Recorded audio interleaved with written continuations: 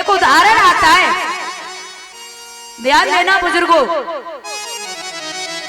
एक व्यक्ति सोना लेकर के घर से निकला, गठरी बांधी उसने और सर पे रखी, सोना लेके घर से निकला तो जंगल के रास्ते से जा रहा था।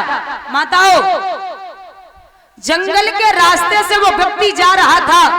तो ये जो गर्मी पड़ रही है, जब वृक्ष से पत्ते गिरते हैं और आप उन पत्तों पर जब पैर रखेंगे तो पत्तों से आवाज आती है। जब सूख जाते हैं आप पत्तों पर पैर रखना तो पत्तों से आवाज आएगी। अब वो व्यक्ति अंधेरा हो गया तो विचार करने लगा कि हम भी देखें, थोड़ा जल्दी चलना पड़ेगा, क्योंकि अगर चोर लग गए, चोर पीछे पड़ गए तो पूरा धन चला जाएगा। जो जब बात सुनी और मन में विचारी है, तब तक तो उस व्यक्ति के पीछे 5 चोर लग गए। अब पहले तो उसके अकेले पैरों की आवाज आ रही थी, अब कई पैरों की आवाज आने लगी। उसने पीछे देखा तो 5 चोर लगे।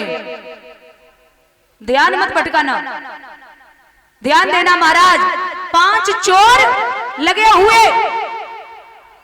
अब व्यक्ति परेशान हो गया, विचार किया कि अब तो निश्चित है कि चोर धन ले जाएंगे, लेकिन उसने हिम्मत नहीं हारी, चलता जा रहा, चलता जा रहा। एक जंगल में कुआं था और एक बरगद का पेड़ खड़ा था। तो बुजुर्ग जानते हैं, जो बरगद के पेड़ होते थे उन पे बड़ी बड़ी जटाएं लटकी होती थी।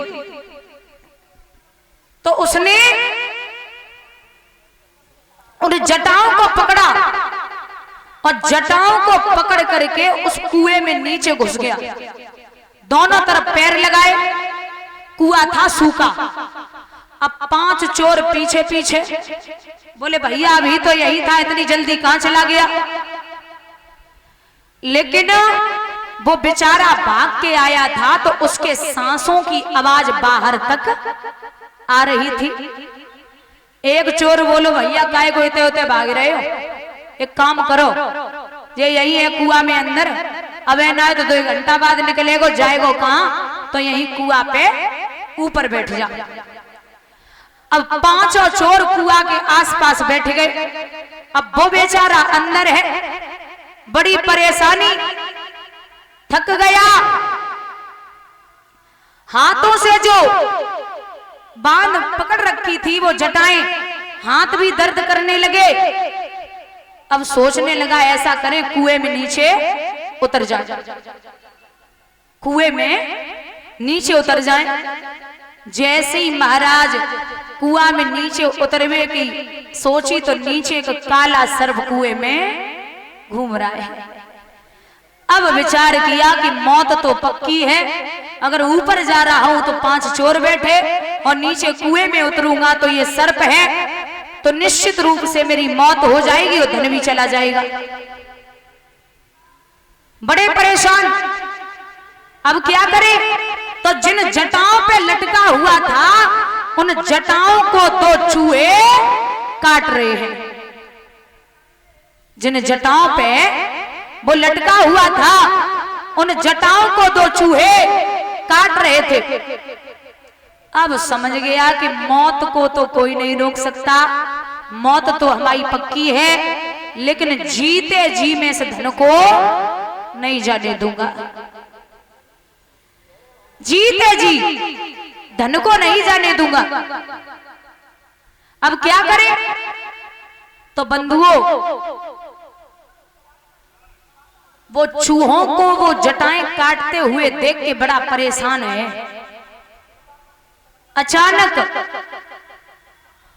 उसने सांस ली तो मुंह खोला, ऊपर से एक बूंद गिरी और सीधी जिब्या पे गिरी। तो परीक्षित, उसने जीवन में इतना मीठा पहली बार स्वाद लिया था। जीवन में पहली बार इतना मीठा स्वाद लिया। अब वो 5 चोरों भूल गओ, चूहो भूल गओ, सर्पो भूल गओ, और जो धन था पास में वो भी भूल गया। अब जब सोच रहे हो कि जब बूंद कहां से आ रही, एक और मिल जाए, जब बूंद कहां से आ रही, एक और मिल जाए तो आपको बता दें कि ये जो बूंद आ रही थी वो शहद की बूंद थी। मधुमक्खियों ने शहद छोड़ रखा था, वो एक एक बूंद ऊपर से टपक रही थी। तो इस कहानी के द्वारा हम आपको ये समझा रहे हैं कि जो व्यक्ति है ना वो हम और आप हैं, और जो 5 चोर पीछे पीछे लगे हैं वो काम, क्रोध, मोह, लोभ और अहंकार। और जिस कुएं में हम लोग पड़े हैं वो है मृत्यु लोक, और जिन जटाओं पे हम लोग लटके हैं वो है सांसें, और जिन जटाओं को 2 चूहे काट रहे हैं वो एक है दिन और एक है रात। और जो काला सर्प घूम रहा है वो हमारा और आपका काल है।